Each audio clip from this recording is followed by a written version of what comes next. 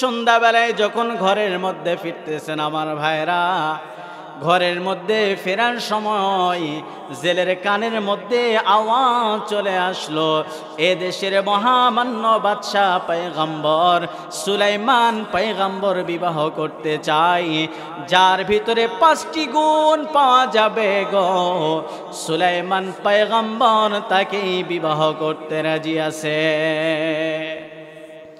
1 নম্বর গুণ হলো তার পরিবার ভালো হওয়া লাগবে। 2 নম্বর গুণ হলো তার মা বাবাকে নামাজওয়ালা হওয়া লাগবে। 3 নম্বর গুণ ওই মেয়েকে পর্দাশীল হওয়া লাগবে। 4 নম্বর গুণ অবস্থা ভালো হওয়া লাগবে। 5 নম্বর গুণ হলো মেয়েকে অবশ্যই অবশ্যই সুন্দরী হওয়া লাগবে। আজকে আমাদের সমাজে ছেলেরা কি করে বিয়ে করার সময়? সুলাইমান পয়গম্বর যে 5 নম্বর যে কথাটা বলেছে সুন্দরী হওয়া লাগবে, আজকে আমাদের যুবকরা ওই 5 নম্বরটাই টাইনে আগে নিয়ে আসে, ঠিক কিনা? 5 নম্বরটা আগে নিয়ে আসে, সুন্দরী মেয়ে লাগবে, পরিবার যা হয়ে হোক মেয়ে ভালো হইলেই হইব। আমি একবার সিরাজগঞ্জে মাহফিলে গিয়েছি, আমি ওখান থেকে আসার সময় চুল কাটাতেছি সেলুনের মধ্যে বসে, তো আমার এরকম কাপড় দিয়ে ঘেরাও করে রাখছে, বোঝার তো কায়দা নেই যে হুজুর মানুষ, দাঁড়িয়েও তো খুব বোঝে নাই। এখন একজন আয়সা কইতেছে যে ভাই বিয়ে করছস, যে চুল কাটাইতেছে হে কইতেছে যে বিয়ে করি নাই কে, একজন মেয়ের সাথে কথা চলতেছে, সামনেই বিয়ে করব। বলে কেমন? বলে মেয়ে মাশাআল্লাহ খুবই সুন্দর, চমৎকার দেখতে। কই যে মেয়ে নামাজি? কই হেটা দেখার তো টাইম নাই কা, নামাজি না বেনামাজি ওটা দেখার তো সময় নাই।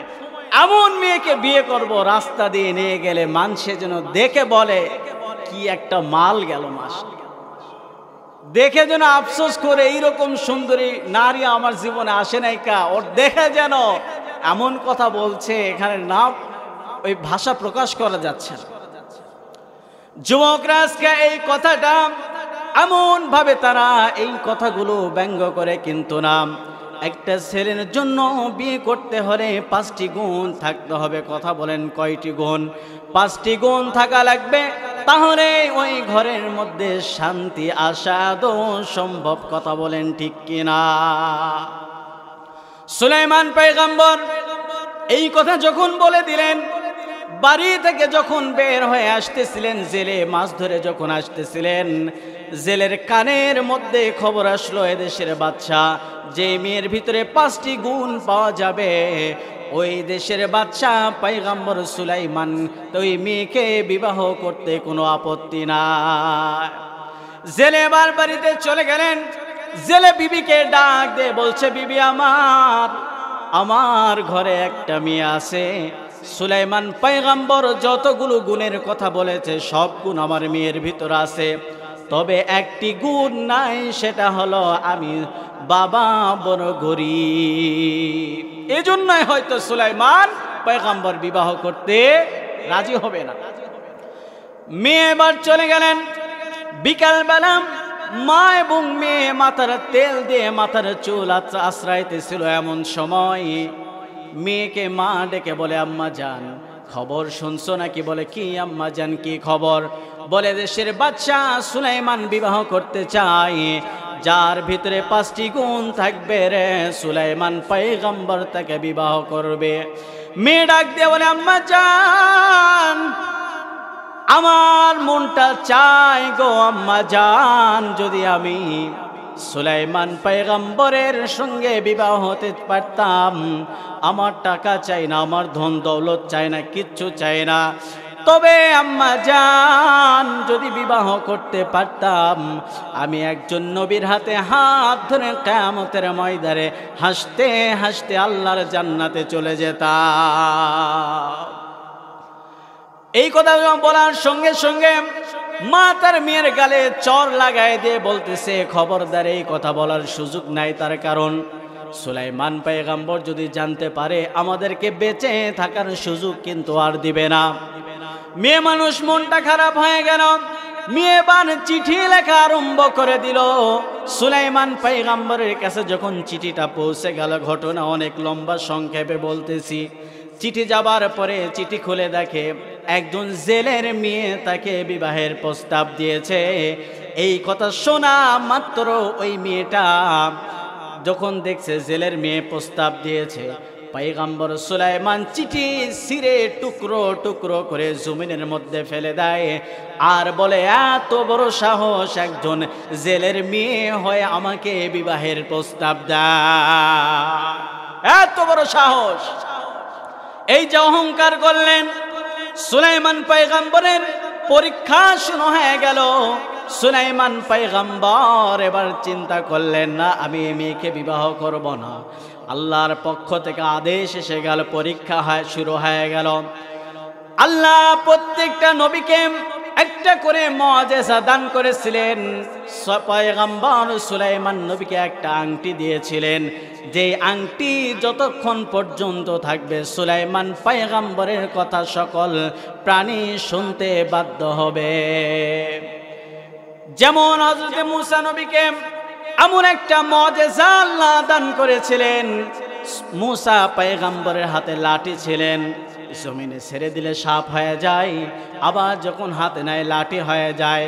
মূসা পয়গম্বর যদি তার বাম হাতটা বগলের নিচে দিয়ে যদি 5 মিনিট রেখে যদি বের করত গো, মনে হতো তার হাত থেকে 12 ভোল্টের ব্যাটারির মতো আলো বের হয়ে যেত। আমার নবীকে ডাক দিয়ে বললেন, হাবিব, আমি আল্লাহ আপনাকে 23টা বছর পুরাটা দিন পুরাটা বছরে আমি আল্লাহ আপনার জন্য বরকতময় করে দিয়েছি, মুআজিজা বানায় দিছি। প্রিয় ভাইরা আমার, সুলাইমান পয়গম্বর আংটি খুলেন। এবার যখন আংটি খুললেন, আংটি খোলার পরে এবার তার একজন দেহরক্ষী ছিলেন, সিংহাসনের পাশে বসায় দিলেন, দিয়ে বললেন, আমি ওয়াশরুমে যাব, যতক্ষণ পর্যন্ত দ্বিতীয় হুকুম না দিব তুমি এখান থেকে বের হতে পারবা না। দাঁড়ায় ওয়াশরুমে গেছে পয়গম্বর সুলাইমান আলাইহিস সালাতু ওয়াস সালাম, আংটি খুলে তার একজন বডিগার্ড ছিল তাকে দিয়েছে, দিয়ে বলছে, আমি ওয়াশরুম থেকে বের হলে তারপরে আংটিটা আমারে ফেরত দিয়ে দিবা। দাঁড়ায় ওয়াশরুমে চলে গেলেন। এবার একজন জিন্নাতের ভিতর থেকে, জিন জাতির ভিতর থেকে সুলাইমান পয়গম্বরের রূপ ধারণ করছে। ধারণ করে এবার গেট দারোয়ানের কাছে এসে বলছে, ভাই আংটি দাও। ওই বডিগার্ড তাকায় দেখতেছে, কি ব্যাপার, সুলাইমানের মতো এই চেহারা, জামা সুলাইমানের মতো। ও সুলাইমান মনে করে তারে দিয়ে দিছে আংটি। আর আংটি বাবার পরে সিংহাসনে বসে আমার বলতেছে, ও দেশের মহামান্য মন্ত্রীগণ, তোমরা সবাই শুনে নাও, আমি পয়গম্বর সুলাইমানের মতো একজন সুলাইমান এই জমিনের মধ্যে ঘোরাফেরা করে। ও হলো নকল সুলাইমান, দেখতে হুবহু আমার মতোই। ও নকল সুলাইমান, ওরে যেখানেই পাবা সেখানেই তারে অ্যাটাক করবা, মেরে ফেলবা। আসলে যে কইতেছে হেই তো নকল, যে বলতেছে হেই তো নকল। পয়গম্বর সুলাইমান আলাইহিস সালাতু ওয়াস সালাম এবার চিন্তা করলেন, ওয়াশরুম থেকে যখন বের হলেন, বের হওয়ার পরে এবার দেখতেছে তার বডিগার্ড নেই। তার বডিগার্ডকে ডেকে বলতেছে, আংটি দাও। কই কিসের আংটি? বলল, যখন আমি ওয়াশরুমে গেলাম তোমার আংটিটা আমি দিয়ে গেলাম, সেই আংটিটা আমারে দাও। ডাক দিয়ে বলে, বুঝছি। বাদশা বলছে, আমার মতো একজন সুলাইমান বের হয়েছে হুবহু আমার চেহারার মতোই, আমার মনে হয় সেই তুমি নকল সুলাইমান। এবার সবাই মিলে তারা একের পর এক অতর্কিত হামলা শুরু করেছে, ঠিক কিনা? ভুল ভেবে, যাদের কোনো অন্যায় নাই তাদেরকে একের পর এক অতর্কিত হামলা করে মেরে রক্তাক্ত করে নদীর কিনারায় ফেলে দিছে। আজকে আমাদের সমাজেও যারা দোষ করে না তাদের বিচার হয়, তাদের জেল জরিমানা হয়। কথা বলেন ঠিক কিনা? আজকে আমার নবীকে নিয়ে কথা বলা হয়, আমার রাসূলকে নিয়ে কথা বলা হয়, আমার রাসূলের ছবি ব্যঙ্গ করা হয়। এই সমস্ত নাস্তিকরা বাহিরে প্রকাশ্যে ঘোরাফেরা করে, আর যারা কোরআন নিয়ে কথা বলে এদেরকে আয়না ঘরে বন্দি করা হয়। কথা বলেন ঠিক কিনা? মনে রাখবেন, আল্লাহর কোরআনের বিরুদ্ধে যারা কথা বলবে, নবীর বিরুদ্ধে যারা কথা বলবে, আল্লাহর রাসূলের বিরুদ্ধে যারা কথা বলবে, রাতের আধারে লুঙ্গি পরে দাড়ি কামায়া মাথায় কালার করে ঘুরলে বাঁচতে পারবে না। হ্যান্ডকাপ পড়তে হবে, হ্যান্ডকাপ পড়তে হবে। প্রিয় ভাইরা আমার,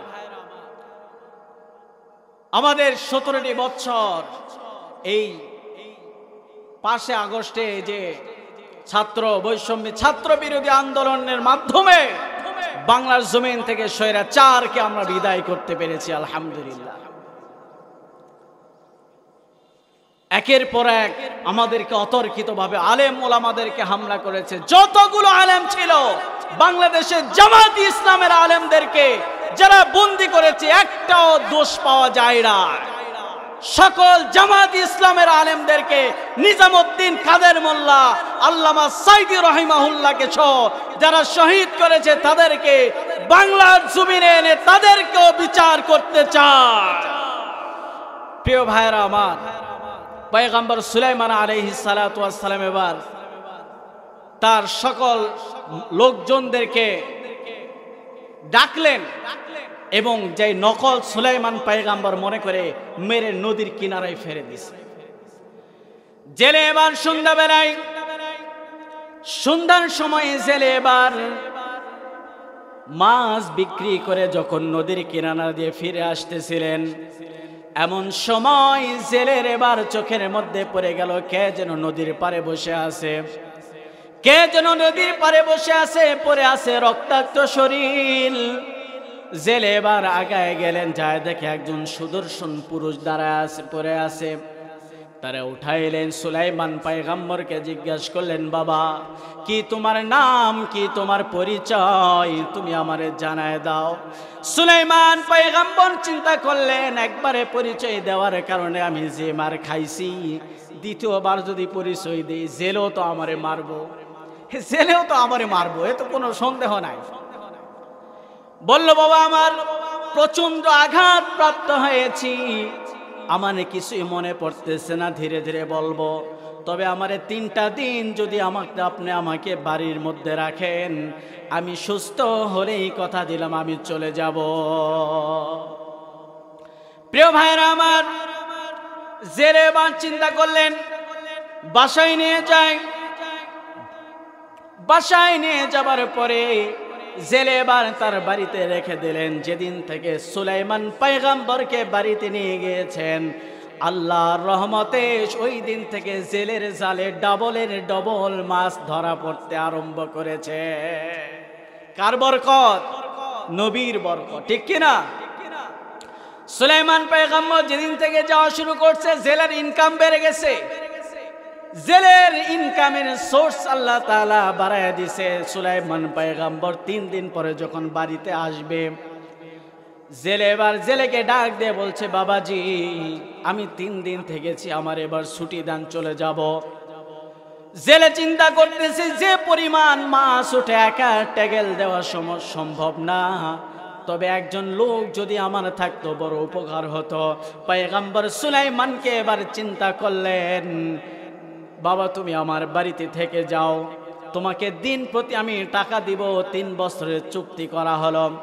সুলাইমান চিন্তা করলেন, আল্লাহ ছিলাম বাদশা হয়ে গেলাম, রাস্তাতে মের খায় নদীর কিনারায় পড়েছিলাম, আবার আমাকে জেলের বাড়িতে আসা লাগলো। আবার শুধু জেলের বাড়িতে আসলাম না, আমাকে একজন বাড়ির কাজের বুয়া হিসাবে থাকা লাগতেছে। সুলাইমান চিন্তা করলেন, বাড়িতে কই যাব না যাব, বরঞ্চ এখানে থেকে যাই, এখানেই থেকে যাই। সুলাইমান পয়গম্বর থাকতে আরম্ভ করে দিলেন। জেলের এবার মাছ বৃদ্ধি হয়ে গেল, একের পর এক তার ইনকাম বেড়ে যাওয়া শুরু করলো। ওই যে জেলের মেয়ে দোয়া করেছিলেন, আল্লাহ আমি গরিব দেখে সুলাইমান বাদশা বিবাহ করবে না, তবে তুমি তো পারো সুলাইমানকে গরিব বানায়া আমি জেলের মেয়েকে ধনী বানায়া তার সঙ্গে বিবাহর ব্যবস্থা করতে। এই যে দোয়া করেছিলেন, আল্লাহ সেই দোয়া কবুল করতেছে, ধীরে ধীরে আসতেছে, ধীরে ধীরে আসতেছে। সুলাইমান পয়গম্বরের এবার সব বাড়িতে কাজকর্ম, জেলের বাড়িতে কাজ করে, মাছ ধরতে যায়। এদিকে যে নকল বাদশাহ সুলাইমান সিংহাসনে বসেছে, বসার পর থেকে সবকিছু উল্টাপাল্টা শুরু করছে। রাস্তাঘাট ভেঙে চুরমার করে দিয়েছে। তেলের দাম 20 টাকা 50 100 টাকা লাগায় দিছে। 10 টাকার চাউল 100 টাকা লাগায় দিছে এই জালেম শাসক। কথা বলে ঠিক কিনা? তখনকার কথা বলছি, সুলাইমান পয়গম্বরের কথা। তার কারণ যে ক্ষমতায় বসছে সে তো শয়তান, প্রকৃতপক্ষে শয়তান, সে তো ভালো না। এই জন্য রাস্তাঘাট সব উলট পালট করে ফেলছে। ওই যে সুলাইমান পয়গম্বর, তার পাশে যে একজন দেহরক্ষীকে রেখে গিয়েছিলেন, ওই দেহরক্ষী এবার চিন্তা করতেছেন, দীর্ঘ সময় তো আমার পাশে দাঁড় করায় রাখছে, দেখি এত 2 মাস 3 মাস সময় পার হয়ে গেল, সুলাইমান পয়গম্বর তো এখন আমার নিষেধ করে না। তাকায় দেখতেছে গেরে, এ তো সুলাইমান পয়গম্বর না, এ তো শয়তান, এ তো নবী না, এ তো শয়তান। এখন ওই তার বডিগার্ড দেহ কি কয়, ধর এরে ধর, হে কয় এরে ধর, হে কয় হেরে ধর। কারণ একজন জিন তো একজন জিনরে চিনে, ঠিক কিনা? জিন জিনরে দেখছে, কে এ তো সুলাইমান না, এ তো সুলাইমানের রূপ ধরছে, তো শয়তান, হে কয় এরে ধর, হে কয় এরে ধর। লাগছে মারামারি। এবার মাঝখান থেকে ওই জিন এবার সুলাইমানের রূপ ধরেছিল, ওই এবার উদা হয়ে গেছে। কিন্তু বাতাসের সাথে মিশে গেলে তার হাতের আংটি তো এবার মিশে না, ঠিক কিনা? হাতের আংটি মিশে না, কি করবে? আংটি খুলে নদীর মধ্যে দিছে ফেলায়। আংটি খুলে নদীর মধ্যে যখন ফেলায় দিছে, এবার নদীর মাছ যাইতে যাইতে একের পর এক মাছ ওই মাছটা আংটি খেয়ে ফেলছে। আংটিটা এমন একটা জিনিস, যার কাছে আংটি থাকবে তার কাছে সবকিছু তার আয়ত্তে আসে। এখন মাছের পেটে আংটি, এখন মাছের আয়ত্তে তো সবগুলো এসে পড়ছে, ঠিক কিনা? মাছ খেলো, একটা মাছ আংটি খেয়েছে, নদীর যতগুলো মাছ এসেছে সব মাছগুলো ওই মাছের পিছনে চলা শুরু করেছে। সুবহানাল্লাহ। এবার সুলাইমান পয়গম্বর 3টি বছর অতিক্রম করলেন। এবার জেলে চিন্তা করতেছে, যাই হোক ছেলেটা খুবই ভালো, আমার ঘরে একটা মেয়ে আছে, তারে দেখি বিয়ে দেওয়ান চাই না। বিবিরে তো বলতে হবে, একা চাইলে তো পারা যায় না। বিবিরে বলছে, বিবি আমার ঘরে একজন ছেলে আছে। বলে কেমন? বলে খুবই ভালো।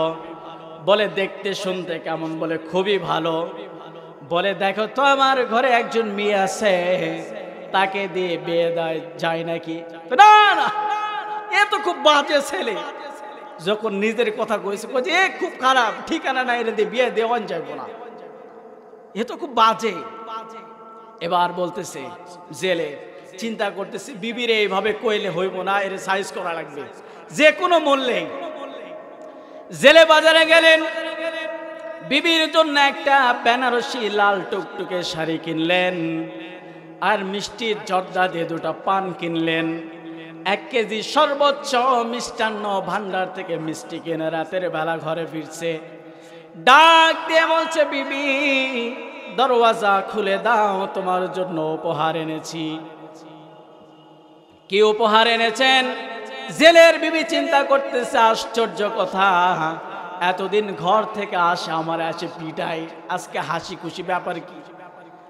বিবিরে ডাক দিয়ে বলে, প্যাকেটটা খোলো, দেখে সর্বোচ্চ দামি মিষ্টি তার জন্য এনেছে। আবার দ্বিতীয়বার প্যাকেট খুলে দেখে বাজারের সর্বোচ্চ একটা দামি বেনারসি শাড়িও কিনে আনছে।